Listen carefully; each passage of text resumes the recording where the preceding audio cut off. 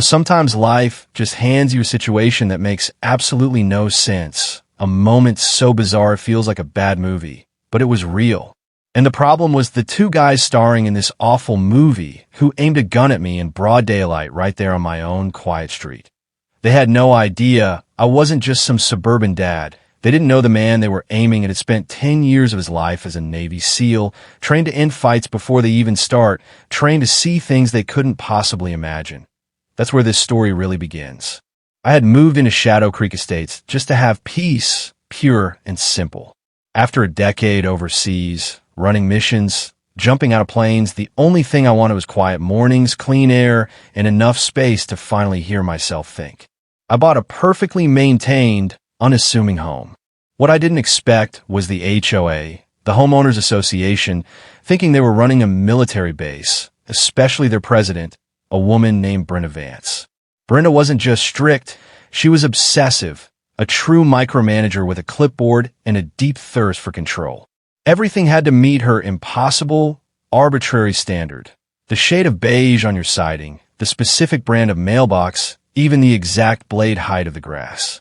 The first week I was there, she stopped me on the sidewalk, right as I was carrying in a box of old deployment gear, and she said, with this tight little smile, "Mr. Thorne, we expect everyone here to follow the covenants to the letter." I smiled back, polite, respectful.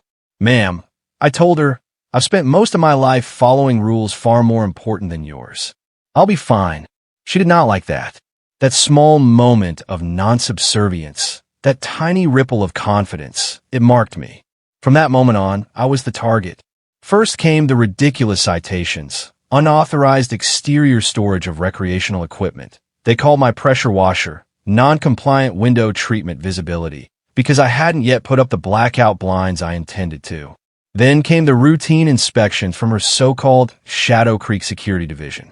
It was two guys, one tall, bulky, maybe 40, who called himself Chief Leo, and the other a pale, perpetually twitchy young man, maybe early 20s, named Danny. They wore these cheap, oversized tactical vests, dark sunglasses, and had tinny radios clipped to their shoulders, acting like they were gearing up for a raid on a cartel compound. It was theater, embarrassing theater. I intercepted them once, right as they were trying to snap a picture of my yard from the curb. I told them straight, "You step 1 foot onto my property again, for any reason, without a warrant or police escort, and I will have you charged with criminal trespassing. Understand?" Leo, the chief, just grinned, arrogant, full of cheap power. "We've got authority here, sir." "Not over me," I said, and just shut the door. That should have been the end of it, truly. But people like Brenda and the little tin god she hires, they don't stop until someone reminds them exactly where the line is. And sometimes you have to draw that line with force.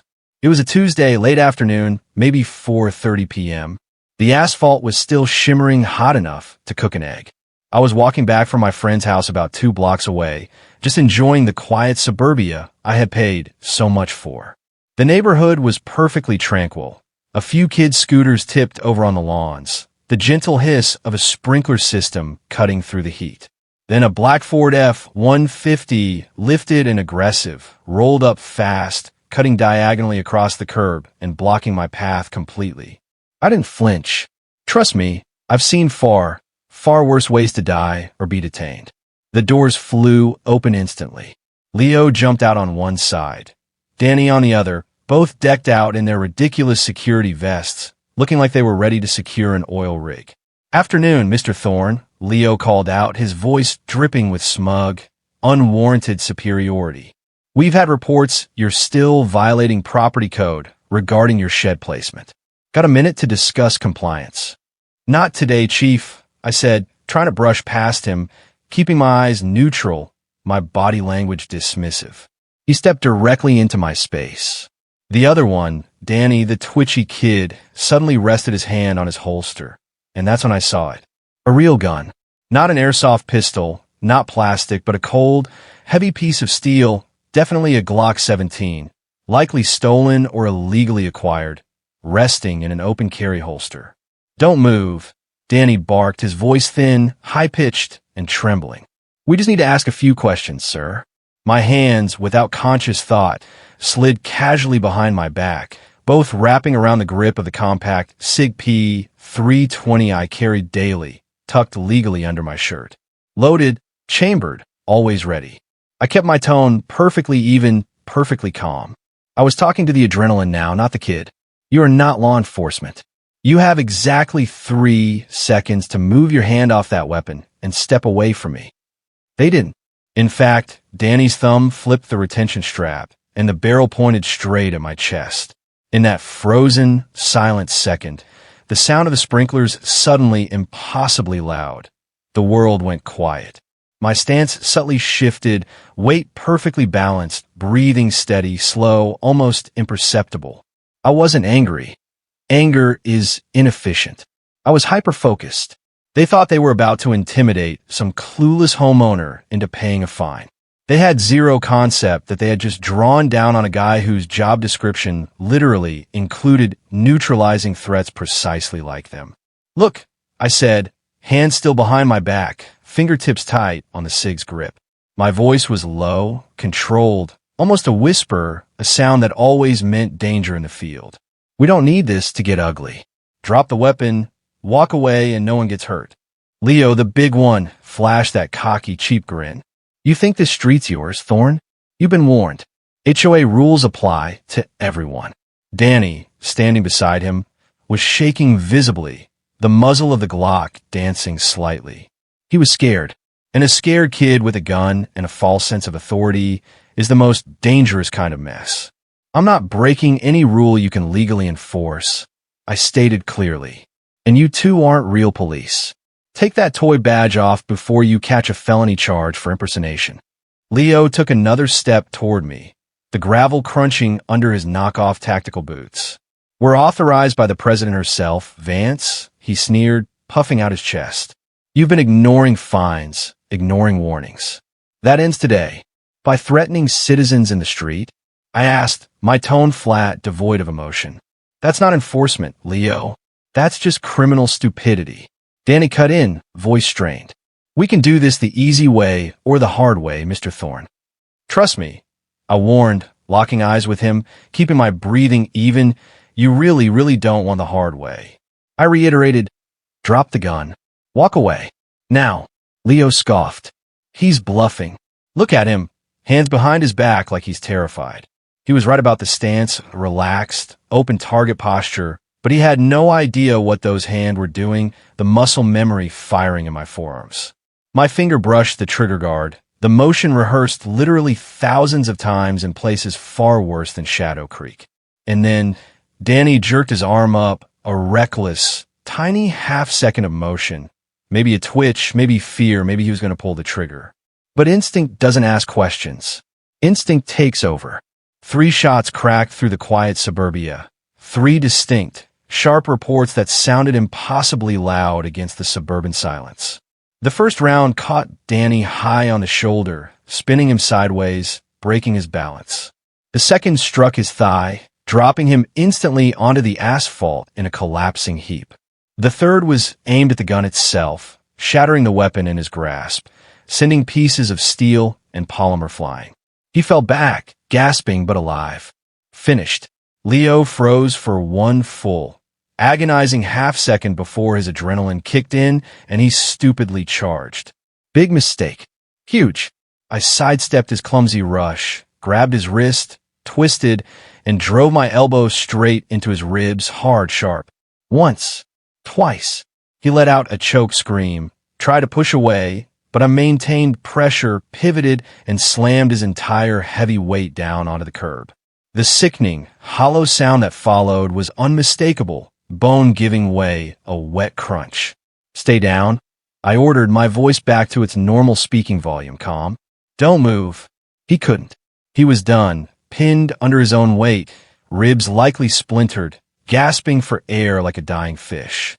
Neighbors were already appearing, porch lights flipping on, sliding doors opening, camera phones raised high. Someone shouted, "Call 911." Another yelled, "They've got guns." I stepped back slowly, deliberately, the SIG held low, muzzle pointed toward the sun-baked ground.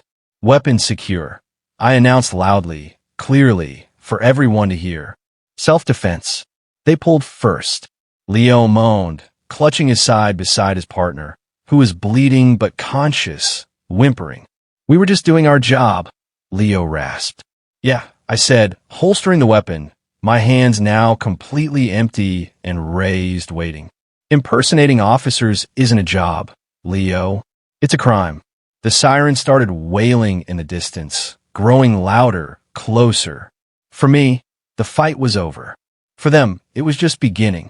3 patrol cars roared down the street, tires screeching, lights pulsing against the perfect pastel houses. Officers surrounded me in seconds. "Hand where we can see them," one barked. I raised them slow, calm as ever.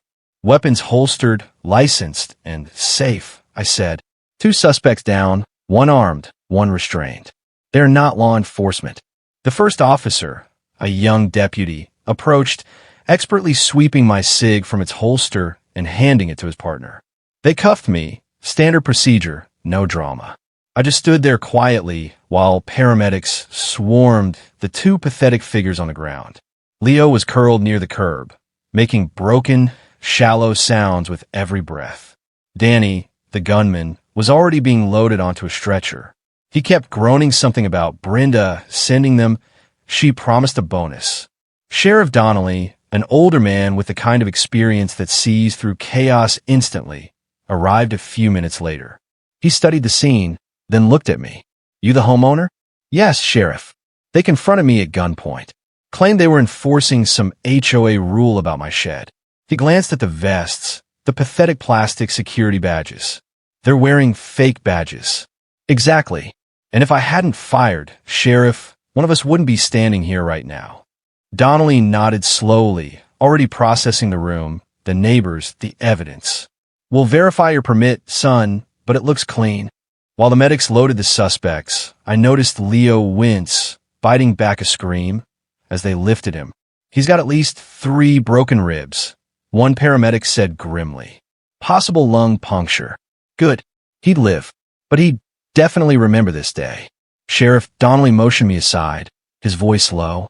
"You handled that better than most trained officers would. You military." I hesitated for a fraction of a second, then gave a small, almost imperceptible nod. "Active Reserve, Navy SEAL." That earned a low, appreciative whistle. "Explains the precision," he said, looking at the clean, professional takedown. "Next time, try to call us first, Thorne." "Next time, Sheriff," I replied, a cold certainty in my voice. "They won't get the chance." By the next morning, the story was already viral. Every Ring camera, every cell phone video, they all told the exact same story. 2 fake HOA cops trying to commit armed intimidation. 1 armed, both neutralized in clear self-defense by a veteran. The investigation was quick, efficient. Danny and Leo were charged with everything under the sun: impersonating law enforcement, aggravated assault, criminal trespass, attempted armed intimidation. Danny spent 3 weeks in the hospital. His shoulder needed reconstruction. His thigh was stabilized with rods. Leo's injuries were worse: 3 cracked ribs, a punctured lung, and permanent nerve injury in his arm and leg that left him with a severe limp and unable to ever return to work.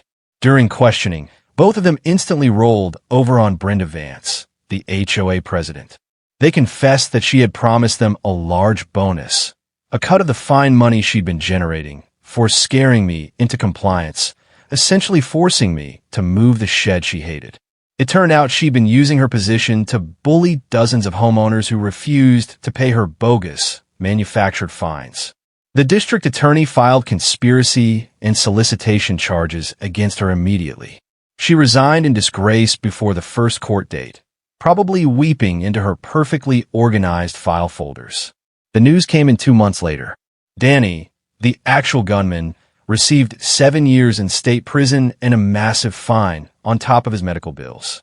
Leo got 5 years in prison, primarily for the conspiracy and the physical battery charge I pressed for the attempted assault.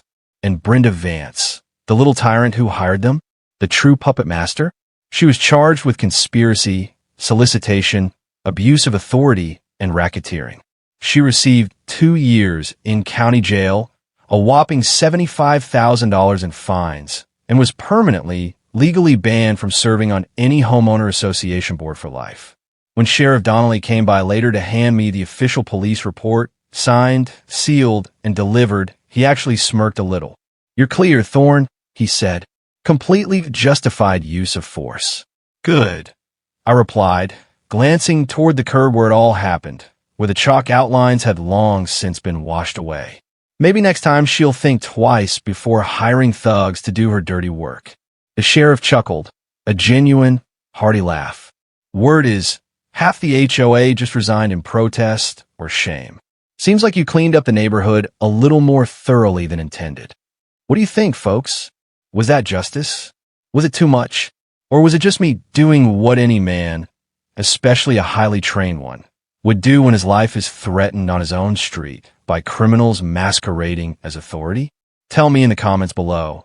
If fake, armed HOA cops pointed a gun at you in your neighborhood, what would you have done? Hit that like button and subscribe if you think this kind of HOA abuse needs to be exposed, and share this video with anyone who's ever dealt with a power-hungry community board. Let's see how far this story of Shadow Creek travels.